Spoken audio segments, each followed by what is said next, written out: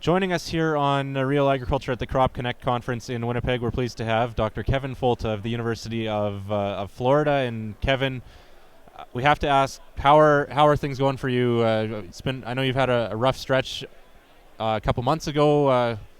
Where are things at right now? Believe it or not, I think things are really outstanding.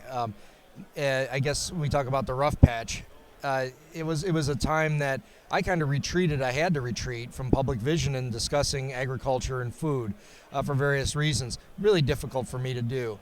But the beauty of this is that lots of other people have stepped into the void. I think our messaging has changed. And now we're able to communicate what we know about food and agriculture and technology much more effectively. I think we came out ahead. Okay, so yeah, you kind of went quiet there for a couple months.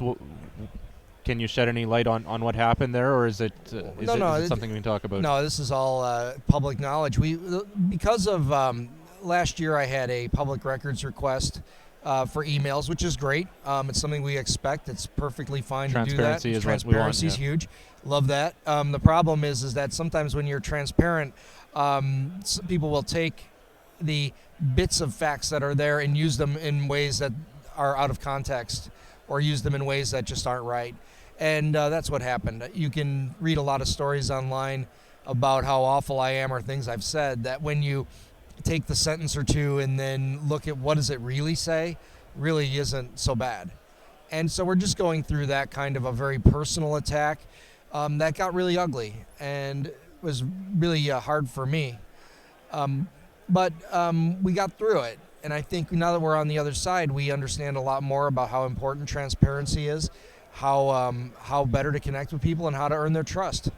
So those are some of the lessons that you'd say you've learned from? I think I've always been transparent, but I've never been obvious. Okay. And even though you could find records about me or my funding online or on my website, you got to do a little digging. Well, now I basically have the Goodyear blimp of outreach. Outreach. Put it out front. Right. It's so out front. Like you can find, you'll be able to find how much I was reimbursed for the cab ride to this conference from the airport, because every cent is accounted for, and that just is all about building trust. So do you think this makes it easier for scientists? Like in the past, scientists haven't always spoken up, or they enjoy doing their research, not necessarily the public communications part of it. Is this a challenge now? Does it make it more difficult to share that kind of public outreach message? I think it does, because the problem is twofold. One is that nobody wants to take the time to have to go through the level of transparency that I go through with this kind of detail. It's a whole nother set of accounting, and it's good to do. I think it's something we do need to do, and I think we're going that direction. But what happened, why I was targeted and why other scientists were targeted with these public records requests is because we are out on the front talking about science that some people don't like.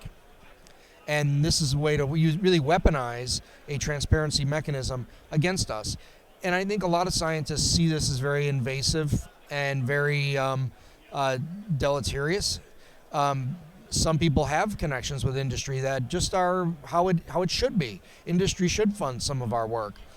Yet scientists with those connections are now afraid to engage the public because they don't want those to be misinterpreted and blown out of proportion on the front of the New York Times. Yeah, so rather just be quiet and not get involved? Exactly, and then that's really the opposite of what we should be doing. We should be more involved with talking to the public because the public is concerned, and they should be. I mean, they're getting scared to death by people who are making money off of peddling fear. And so we're the ones who can mitigate that because we don't have interests. We're public scientists. Our interest is in an informed populace. And so we're the ones who should be trusted. And so we just have to earn that trust. So what do you tell farmers at a meeting like here at Crop Connect when you're speaking to them about this? Well, the farmers are the other ones, like scientists, that don't want to be traditionally connected and communicating with the public. They sometimes see this as bragging about their operation. They see it as nobody's business. But I think if they want to connect with the public and be able to have the freedom to operate with the technologies that they want to use, they need to make a point to be at the public interface and say, this is why I choose the insect protection strategies I do. This is why I choose the weed control strategies I use. This is why I like the genetics I use. These are the advantages to me that help me farm more sustainably. They need to be saying that. And if farmers can step into that space, the net benefit will be huge. Do you think that we often, like, there's this polarizing effect that often happens? Do we need to be aware of that and maybe focus on not necessarily taking opposing sides, but finding, well, there's this term shared values that people talk about, and finding that common ground? Yeah, shared values is the magic word, and, Yeah. and it's so interesting how many of us have come to the same place after years of discussing this with the public. We do have to realize, who are we trying to communicate with? And if it's a question of going toe-to-toe and arguing online with an activist, An anonymous account on Twitter. right? Or so Yeah. you don't want to get into a shouting match with, I hate Monsanto 666. You'll never make a connection.